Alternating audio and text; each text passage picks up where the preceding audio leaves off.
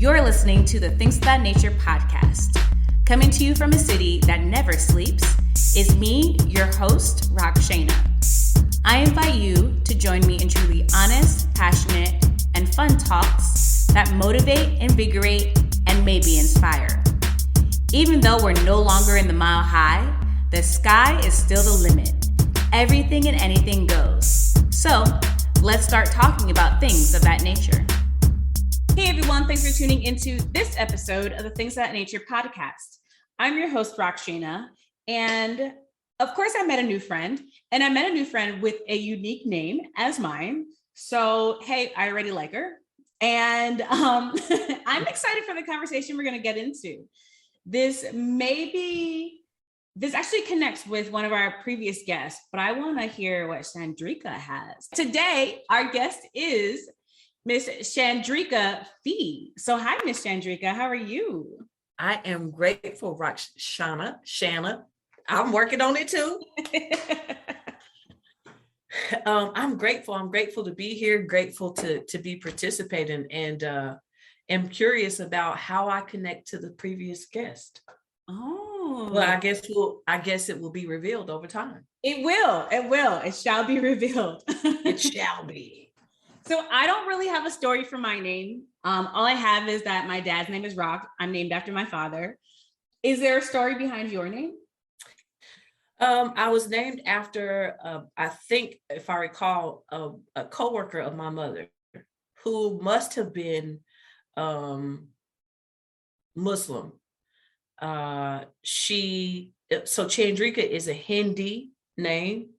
And so the coworker must have been a Hindu woman, and my mom liked it. And so, yeah, she named me that. I actually have, in India, there is a bar of soap called Chandrika. Oh. And I have a bar of it. My mom has a bar and I have a bar. I believe both bars are from India, because you can buy them here in the States, but I think both of ours are from India. Okay. There you go. Yes. There's a story, there's a reason, there's a whole line to it. And I like it. I appreciate it. Yes. So you have a book called Lord, I Don't Want to Die a Christian. I do. That is a very interesting title. Right. It was it started as a prayer, sincerely. I never intended to write a book. I had an opportunity to go and live in another country after doing ministry here in the States a lot of my adult life, and going to live in China really revolutionized my life. When I came back to the States, I was struggling to adjust again to Western Christian expression, Western Christian religion. And in frustration, I exhaled that prayer and heard it as a book title, and started to pray about what I was supposed to write, only to learn that I had already started writing it. Okay. Now, what is the book about itself? Well, after coming back from China, and even a little bit while I was there, but mostly after coming back from China and trying to go back to church, what I call, the subculture, Black Christianity. And then in Black Christianity, there's the other subculture of Pentecostalism. And I just started to have questions, or really started to entertain maybe questions I blocked out before going to China. I think that we all have questions, but often religion kind of, gets rid of the question before you can entertain it. And but being away from religion as I practiced it in the States, for 2 years I was away from it. So it became secondary to my questions. Not being a part of it, it became secondary to my questions. So I started actually entertaining my questions in my intellect, and have come to accept that my ability to think and my gift of being intellectual is a part of my worship. So I just began to ask questions and document them. And that's what the book is about. I started thinking that if I have these questions, someone else does. And if they don't, they have their questions and are afraid to ask God about them, or to say that they have them out loud, and so I wanted to give someone else the freedom to breathe and exhale like I was finally taking. Okay. So the guest that this kind of relates to is Dr. Monica Y. Jackson. So she has a book out, and we kind of briefly touched on your book, because she actually referenced it when I was talking to her.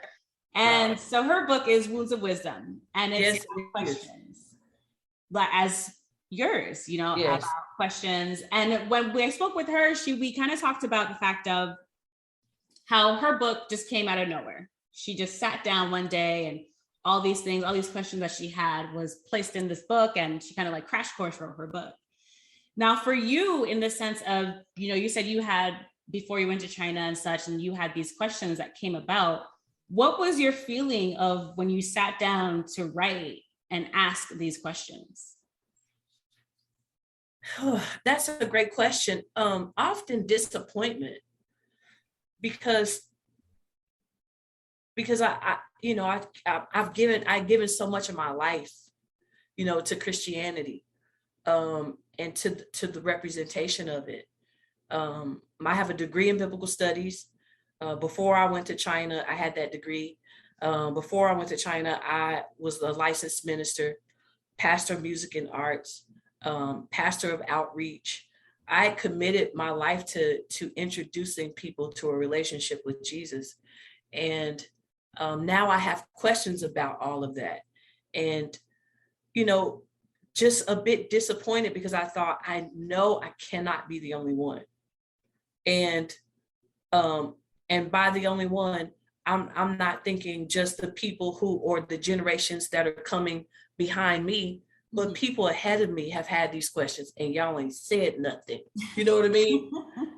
Like, I cannot be the only one. And so often I would be disappointed. I remember one question I asked about something that really shook the foundation of belief as it relates to Christianity. I remember, laying on the chase of my sectional in fetal position in tears, because I thought, why am I having to ask such a heavy question? And why has no one else asked this question? And so some of it, is heartbreaking that I'm having to come to these realizations, but also coming to these realizations simultaneously, I understand, separate me from the people I had in my circle. So there's a lot of, different layers going on. It's accepting that I have been perpetuating something I've not been sure of. And some of my resolves are going to separate me from some people I love. My parents are pastors.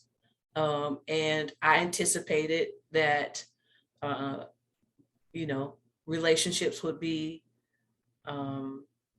cut off, severed, and so, but the burden and the conviction to keep writing meant more to me. If I didn't do it, the burden was going to kill me. The conviction would have killed me. But on the other hand, I had carried the burden and the weight of it so long, I thought that once I finished the book, I didn't know if my body would be able to handle the release of it. That's how heavy it was. Wow. So either way, I felt like I was going to be out of here. If I didn't write it, the burden was going to kill me. If I finished it, not having the burden was going to kill me, so I remember praying and asking God to let me live to see the publishing of it. Because the release of that burden I had carried it for so long that I didn't know if my body would be used to not carrying it. Wow. Wow. That's like deep. That's like all levels of deep. And I say I felt, that because I've spoken to a couple of different authors that have talked about physical, mental, sexual abuse, a whole bunch of different stuff. And the way you explain that burden, not that I'm saying it sounds like an abuse, but the way you explain that burden of needing to release and yes. write it down. And the fact that you were still praying about it and still writing it down, like, that's like, ooh, that's like gut. It just, understanding where I come from and who I come from. My grandparents were pastors. My parents were Christians when, they got married, and my aunts and uncles are clergy and pastors. This is in our blood, and the things that were and perhaps are expected of me. And I'm, making this announcement. It's heavy, mm-hmm. But I couldn't not do it. I had a conversation with someone the other day, and I'm in my office and they're in their space. And she said, "Do you feel this wind?" Like she said, I feel so much freer. This is why I wrote. This is the reason I carried the burden. And it, so I appreciate where I come from, and I'm grateful that my parents at least didn't stop talking to me. But when I said yes to that title, I was saying bye to every relationship I had except for my sisters. I knew my sisters wouldn't go anywhere. I'm the oldest of 4 girls. I knew they wouldn't go anywhere. Mm-hmm. But anybody else, I was risking that relationship. Wow, that's brave. Are there some relationships that you've risked or no longer have, make you regret writing the book or naming it title? Absolutely not. All right. You did it. You've done it. You own it. It is yours. I own it. And I'm still walking it out, being able to have these conversations, they are, unlocking more. At some point I had to publish the book. I was finished, I thought, when I signed the publishing deal, but I continued to write. And every time I would finish an entry in the book or finish a new entry, I would just, share with my publisher, because she seemed to identify a lot with what I was writing. And not just that, she seemed to understand the assignment, Mm-hmm. So it was one person that I could communicate these ideas to, and she'd say, "We got to put that in the book. We got to," so I kept writing more and more and more, and I would submit it. And finally she'd say, "But at some point we got to stop and publish this book." We got to, and so finally, we did, but my journey hasn't stopped. I was Christian more of my life of living than I have, been exploring outside of the religion. So I'm going to be stripping the religion for the rest of my life. So that's how I feel. Okay. So is it good to say there's like another book coming maybe soon, maybe in a few years? If there is, I don't know it, because writing a book is hard work. And maybe a blog, maybe I've been doing some speaking. And so you might hear some things from that. Maybe a blog. I am working on another literary work, but it's more of a tool. So and that one I think is going to be easier to publish than what I did. Mm-hmm. It's just hard. It's hard work. And a lot of people have the suggestions. What's the next book? What's the next book? But everyone who's suggesting it has not written a book. Yeah. It's hard work. Most everyone. There's one other person that suggested it. She has written a book, but most everyone else is like, you got to write another one. They've not ever written a book. Okay. Did something occur, or did you have some kind of epiphany while you were in China that made this, when you came back, something that you really felt that you needed to do? Well, I don't think it was in China. No, the epiphany happened here, between my times in China. So I was a teacher there, and I would come home for the summer. I was only there, I only spent 2 years teaching there. But in the meantime, when the school year was over, I came home, and I had the experience of culture shock. I didn't have the experience of culture shock there. Never had left the country before. I suddenly was going to China. Wasn't my plan to do. I was interviewed for a job one week and was on the plane the next. And I kid you not. And so I was expected, we were prepared in training. We were prepared to be, to deal with culture shock. They trained us to deal with culture shock. When I got to China, I never experienced that. I experienced culture shock when I came back, and I went back to church, and that's when I experienced culture shock. I started hearing about the devil. There was communion. The tithe envelope had a sound as they were preparing it. The things that I had been participating in all of my life. And I hate when people say, I've been dancing all my life. That's not true. You had to come out of the womb. You had 9 months in the womb, But when I say all of my life, I mean that, because in the womb of my mother, she was praying. In the womb of my mother, she was taking communion, and I was eating it. It was my nutrition. In the womb of my mother, she was tithing. She was going to church. I was at church. Yeah. I was destined to be whatever they were, wherever they were. So in my book, I write that I was born a Christian as much as I was born Black. I was born a Christian as much as I was born a woman or a girl. So to come back and realize that I didn't miss communion. I've been doing that for every first Sunday all my life. And for 1 year, I didn't even miss it. To realize I didn't miss hearing about the devil, just in 1 year. And I went to China in my middle 30s. Just, so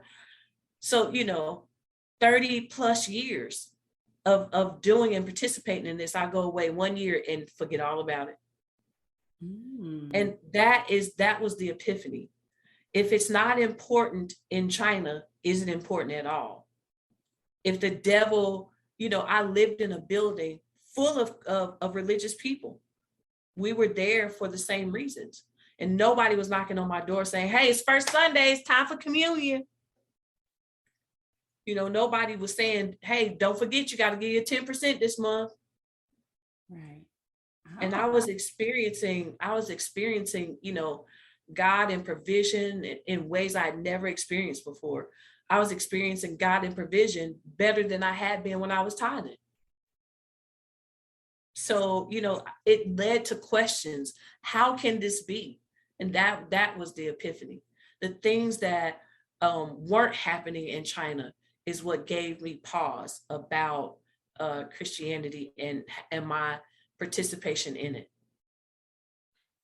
Okay. Wow. That puts it in what's the word I'm looking for? Like, put me in your shoes, really, the way you described that. Yeah. Now, do you feel, now you've written the book, it's been out for a few years. Some relationships, it hasn't? No, it's been out since November 30th. Oh. I'm a baby. This is fresh. I'm a baby author. Yes. So it's been out since November. How do you feel that now you've accepted the relationships that are going to stay, you've accepted the ones that are not, you've released this? How do you feel now? I thought it was funny as I was describing, the burden of carrying it.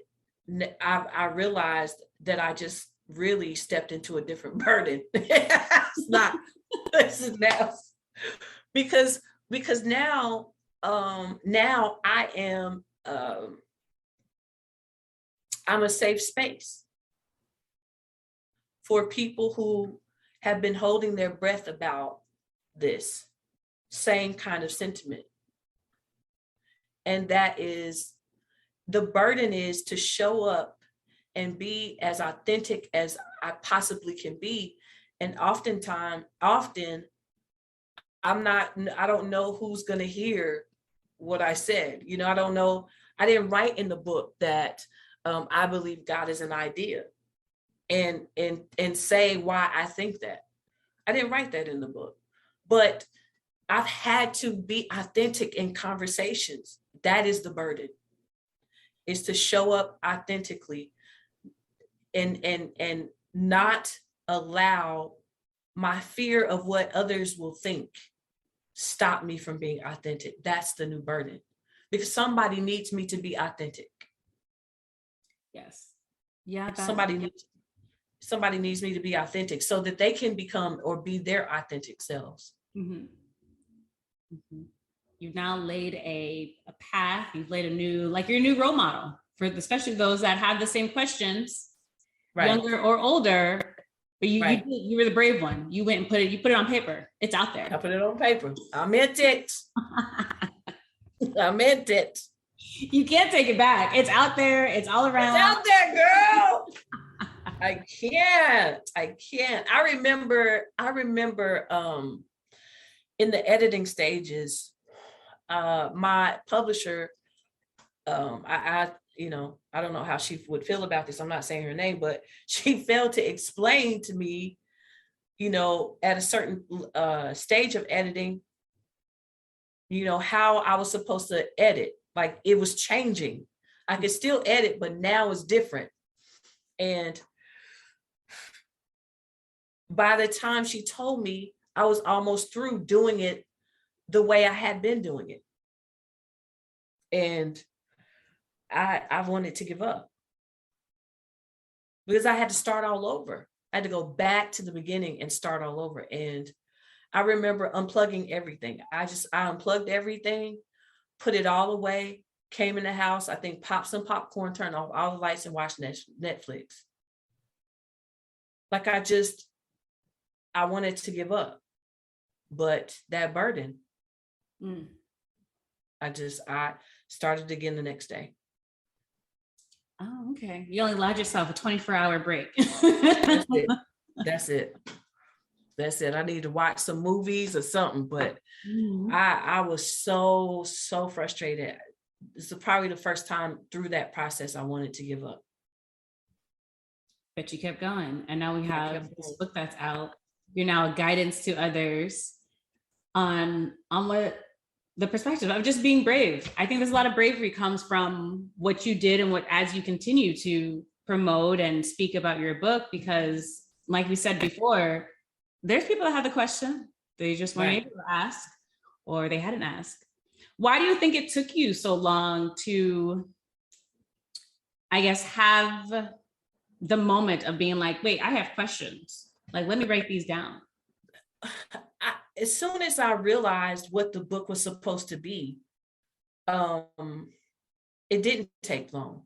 I think it took a long time to get to the place of curiosity, because living here in the States, I think what we don't know, and you're doing well with these questions. I appreciate it. I love it.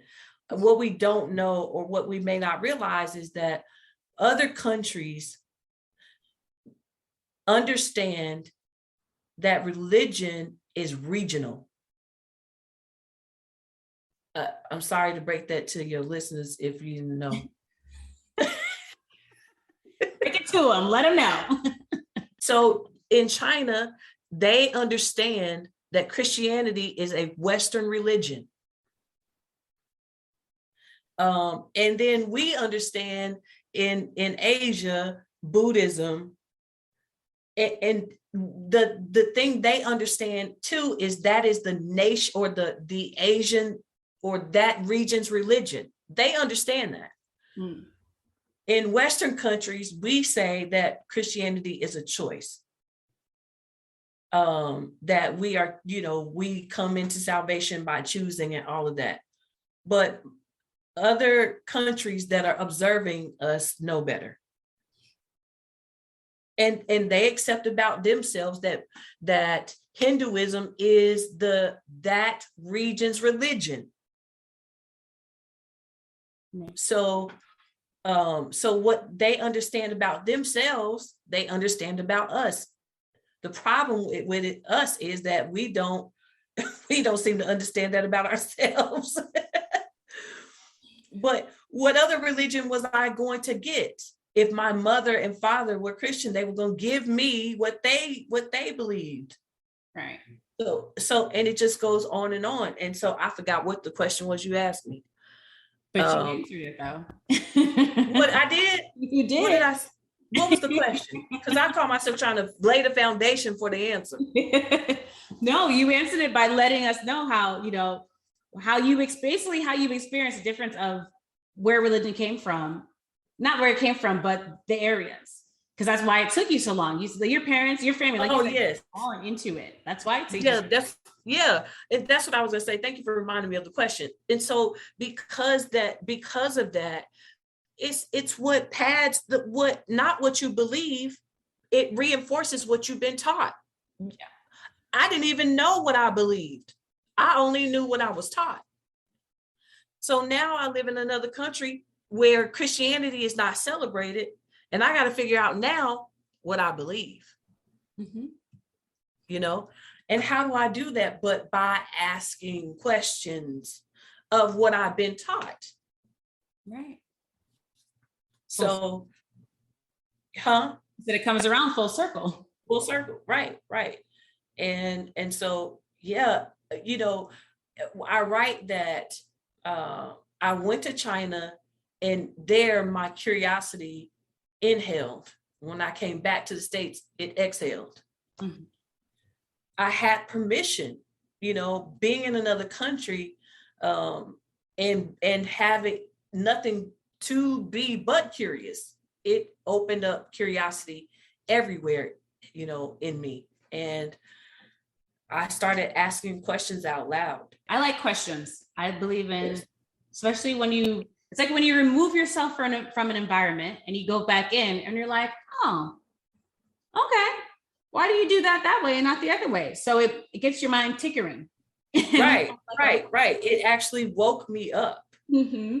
I say all the time, I was always curious, just didn't have the permission to actually explore it or entertain it. It's just, this is how it is. This is what's going to be. And this is what you're going to do as a part of it. Mm-hmm. And so now I'm making my own choices as to how I participate in what we think and what to think about spirituality. One of my biggest things lately is not taking for granted that I know what words mean.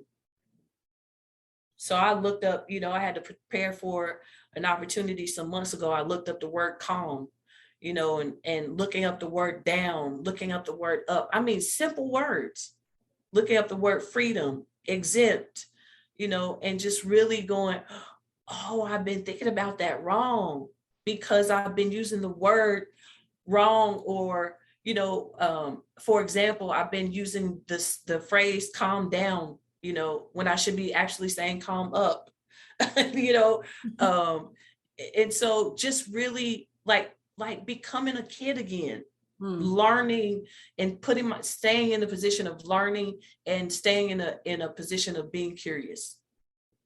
Jesus is quoted to have said, to admonish his followers to come as children. Come curious, come hungry, come, acting like you don't know, come learning. Keep you from judging, that's for sure. So how do people find you, find the book? I am on all social media platforms. The book is on Amazon, Books A Million, Book Mecca if you want to support Black businesses, and Barnes & Noble. All right. Well, thank you, Chandrika. Thank you. Make sure I said it right. I almost said it wrong. I appreciate you coming on and talking about your book. And thank you for having me. Thank you for having me. Absolutely. Your book comes from a lot that I think a lot of people can relate to. And I hope they reach out. I hope they read it. It's one to have. I think it is one to have. One for the show. Thank you. Yes. Thank you. Thank you so much. From someone that grew up in a Catholic family environment, I appreciate Shandricka asking the questions. I personally feel like I can relate to her. And questions are questions. Like I said when Dr. Monica was on, just ask questions. Worst you can get is that someone doesn't want to tell you the answer, or do they just don't know the answer. I liked our convo. It was great. Her book title is so interesting, and I feel like it will just fly off the shelf. So go get your copy. I'm your host, Rockshana. Today's guest was Chandrika Phea. Be sure to tune in each week for a new episode. And remember, everything and anything goes. The sky is the limit. Music for the Things That Nature podcast is an original track by Jared Sacramento called Dosage.